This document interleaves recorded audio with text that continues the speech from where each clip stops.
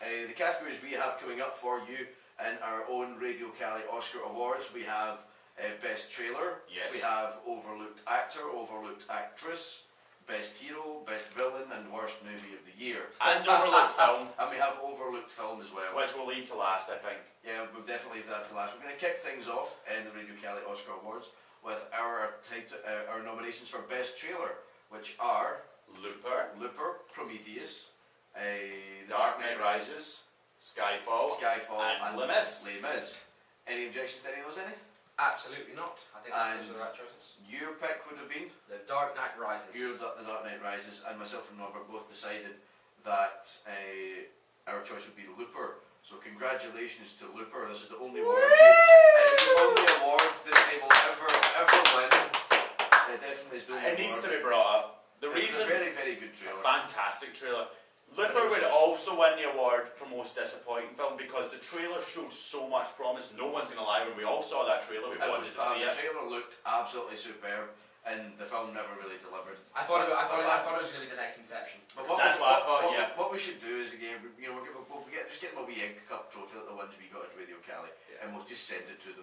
Just so they've got a wee Oscar. It is the best marketed film I've ever seen. Because honestly, that trailer alone and all the things saying it like going to be the next Matrix and the next Matrix, stuff like that was making you want to go see it. It was so well done. I got an issue of perfect casting as well. It was I think of the Total Film magazine, and on the front of it was Looper, the next generation's Matrix.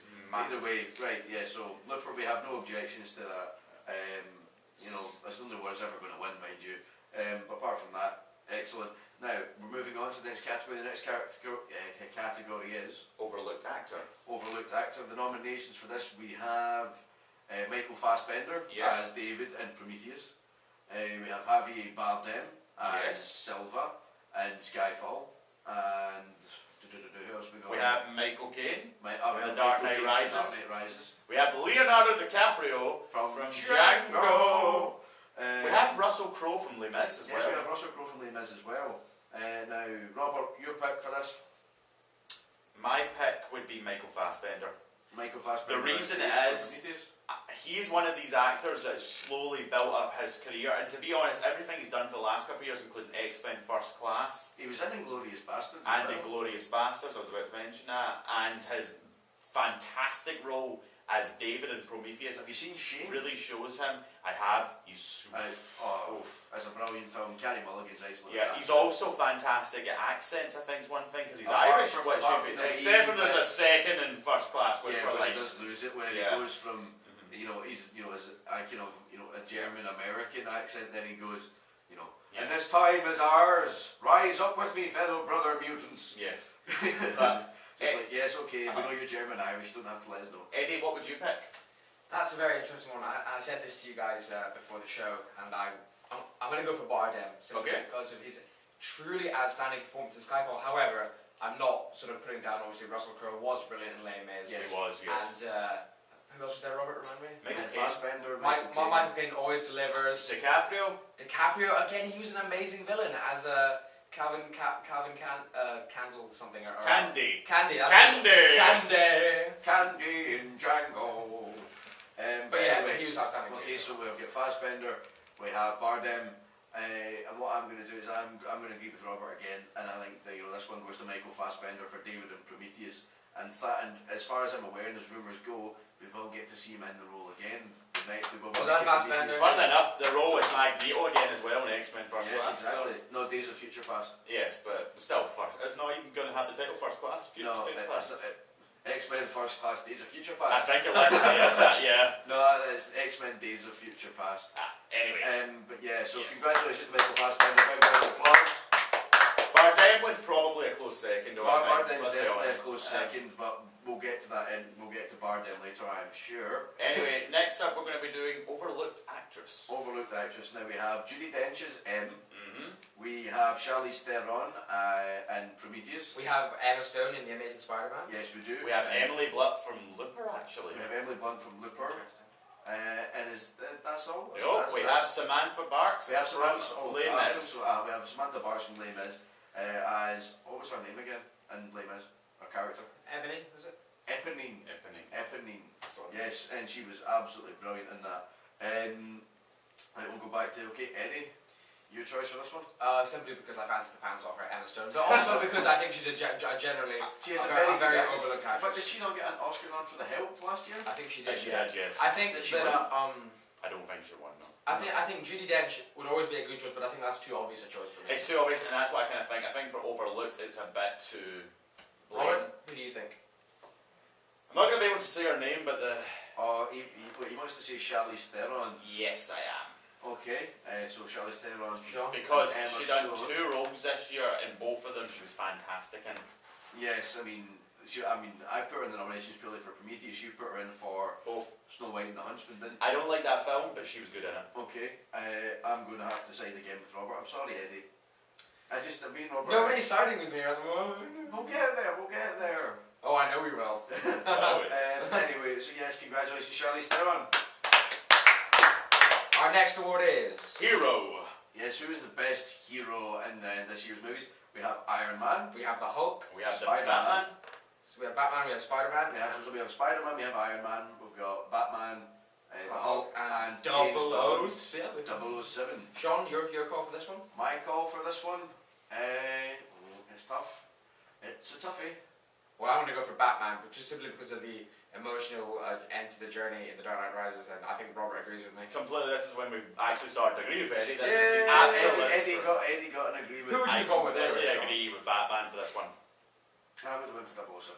I would have given it to Daniel Craig. Okay, well done, Batman. Winner is Batman. Christian Bale, well done. You'll get your award, Bill. Bill, one day.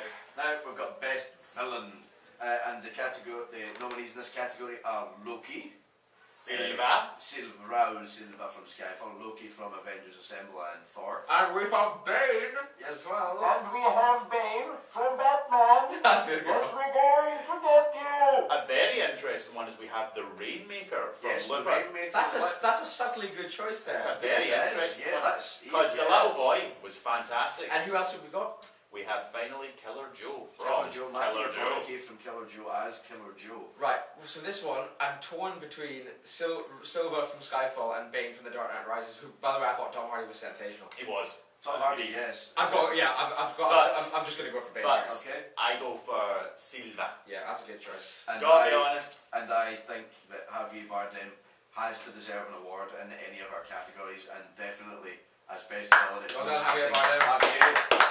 Well done. Now we're going on to the biggest stink pile of the year. Worst movie. Now, some of these choices isn't everyone's opinion. Some of us have different opinions. The first one I do think, Sean, you should say for very obvious reasons. Yes, and in category, in my opinion, frontrunner for worst film of the year, and everybody in the entire world apparently that are movie snobs are going to hate me. Zero Dark 30. What are the other nominations, Robert? The next one I don't agree with either personally, but obviously it's not completely me, is Looper. I think Looper has to be in there because it was just a monumental disappointment. It's such a letdown. It was a letdown, but oh well, I'm not going to go to ground it. Yeah, so we have Zero Dark 30, we have Looper, we also have Piranha 3 Free Double double D, T. Yeah. which as a concept alone is just horrific. Just listen to the title and you already know. It's just painful. And what other nominations do we have? That's My Boy, which was the next Adam Sandler film. Once again, you say Adam Sandler. Oh, no, opinions. Adam Sandler. Jack and Jill was terrible as well. Jack and Jill would have won it last year. Jack and Jill won, I think, most of the Razzies last year anyway. And finally, one thing we can all enjoy and astound and say, thankfully, the pain is over, but thankfully, Twilight is in for another award. It's in for our worst film ever of the year. I've got to go here for just Piranha. yeah, I'm Piranha double free. Well double done, T. Piranha, for winning worst film. I'm sorry, but I'm going to cast my vote, and it's Zero Dark 30. That's my vote for worst film of the year. But Well, Piranha free double D. Piranha, well done, Piranha 3 Double D. Woo! You suck! Yes. Terrible! Alright, now we're going to the big one. We come to our final award for overlooked film of the year. And This the is a big nominations are right. Prometheus, Chronicles, Lawless, Skyfall, and Killer Joe. Now, Eddie, what is your pick? and tell us why. My pick has simply got to be Skyfall. This movie was simply, I think we all agree, outstanding. It's the best Bond movie ever in my opinion. Everything about it was well executed. The casting was perfect, obviously apart from the obvious being, Bond and all that. I thought, excellent choice for bringing in Ben Whishaw as Q. I think Ralph Fiennes was, quite an understated choice. Bardem was fantastic at the villain. The shooting was excellent. The editing was brilliant, as you said before, Sean. Obviously cinematography, just everything about it. Obviously that Adele song as well is like the cherry on the cake, really. Everything about this movie, like I said before, the dialogue is just absolutely outstanding in this movie. 5 stars, that's why it's my pick. Excellent. Now, Robert, your choice for overlooked film and why? Lawless. Now, I'll explain. I do agree Skyfall is a fantastic film. You can do it when I'm done. Okay. We'll do our points. The one thing I will say about Skyfall is I don't go as far as saying it was completely overlooked. I do think it got some awards and it did get a couple of nods where it kind of deserved it. It maybe should have won a few more, but I still think it got more attention than it needed. Lawless got nothing. Lawless was a film that came out of nowhere, and first off, I'm just going to talk about the cast quite simply. You got Guy Pearce, Tom Hardy, Sheila Booth, who gets just going to put in quotation marks, he gets punched in the face more than once in the film. And we have the absolutely excellent Gary Oldman. They all act fantastic. Their accents are also surprisingly very strong. For having quite a southern one, it's very noticeable that they kept it throughout. Yeah. And the best thing about it was it had a good mixture of camera controls was fine, editing was good, and the score. The score matched every scene that was happening, and the story they told was both interesting and relatable. But it was a film that it wasn't seen by a lot of people, which is surprising for the cast, to be honest. I thought it was going to be big, because Tom Hardy's big now because of Bane, and Shia LaBeouf. People will go and see that because he's in it. Yeah. And this is his best acting, absolute, understatably his best. And I also think that Guy Pearce would have been my other nod for villain if we had more options. I would have put him in there as well for his character. So I think it was underlooked. That's the thing at the film. I don't think it should have won like best film or anything, but I think it should have got a nod somewhere in the Oscars. My personal opinion. Okay, and my final decision on overlooked film has to go to Skyfall for many reasons, which some of I explained earlier. Daniel Craig as Bond, I think, is superb. He has reinvented the role very well. A lot of things as well. I think one of the things as well that Skyfall done for me is it very subtly changed the game up a bit in terms of Bond films. I mean, yes, sadly we lost Judi Dench's but then they subtly brought in the character of Mallory to become played by Ralph Fiennes, and then you had all the kind of subterfuge as well of Eve become as Moneypenny as well. You had with her identity concealed for the entire movie. Yes. Yeah, exactly. And that thing was very well done as well. Along with that, the great stunts, the great car chases, the superb villain that is Javier Bardem, and a great supporting cast, including your big Scottish guy with the shotgun. Welcome to Scotland. Even though he sounds English. And no one knows his name. I'm pretty sure he was in Take the High Road. All these people that just came in, are always in Take the High Road or something or other. So Skyfall definitely gets its Radio Caley Oscar for most overlooked film of the year. And hopefully, the next time Bond 24 comes out, we'll be able to give it many, many, many awards as well. I hope so. Now that's basically all we have time for today. So I hope you enjoyed this attempt for a kind of Radio Caley Oscars. More than likely next year. We'll be back next year. Now, tell us some of your thoughts on any of our Facebook page, Film for Thought, Showtime with Robert, or The Mix Up, and give us your thought on this, what you think we could improve on next year.